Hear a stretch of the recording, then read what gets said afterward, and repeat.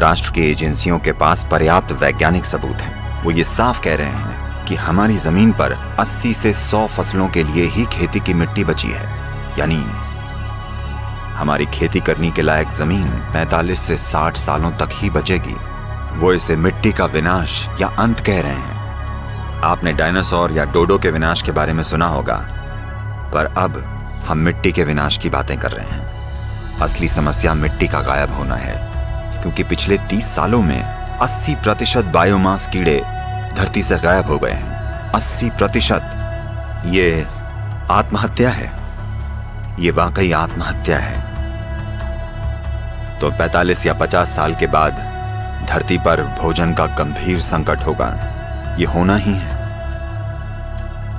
जब भोजन का संकट आएगा तो जिसके पास सबसे बड़ी बंदूकें होंगी वो आकर भोजन ले जाएगा, और दुनिया भर में लोगों के लिए हम जो दुख और दर्द पैदा करेंगे उसकी कल्पना करना भी मुश्किल है। यह मत सोचिएगा कि सिर्फ गरीब मरेंगे, वो अमीरों को मारेंगे और अमीर मरेंगे। तो मैं चिंता पैदा करने की कोशिश नहीं कर रहा हूं। ये एक सच्चाई है जो हमारे इतिहास में कई बार हुई है, और एक बार फिर दुनिया के मुख्य वैज्ञानिक इसकी भविष्यवाणी कर रहे हैं। तो हम इसका क्या करने वाले हैं?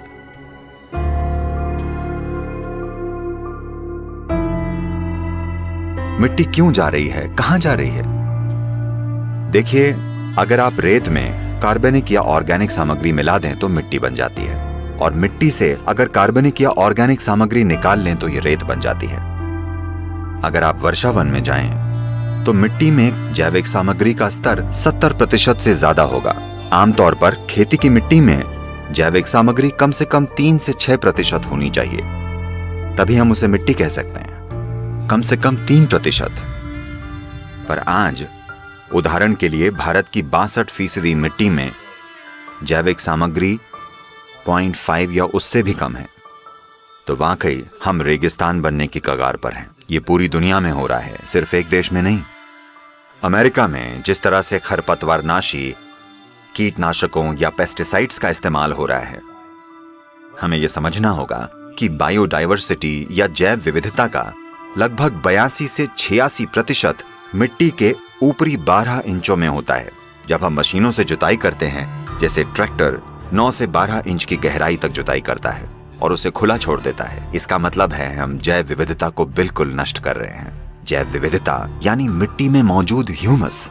ह्यूमन शब्द ही ह्यूमस शब्द से बना है, यानी ये मिट्टी वाकई जीवित है। तो ये बहुत बहुत जरूरी है कि मिट्टी पर ध्यान दिया जाए, क्योंकि अगर आप 1/3 से 40% भूमि को पेड़ की छाया में रखते हैं, खासकर उष्णकटिबंधीय या ट्रॉपिकल दुनिया में, तो जलवायु में बदलाव को आसानी से पलटा जा सकता है। जमीन बस इसलिए गर्म होती जा रही है क्योंकि इसे जोता या पक्का कर दिया गया है।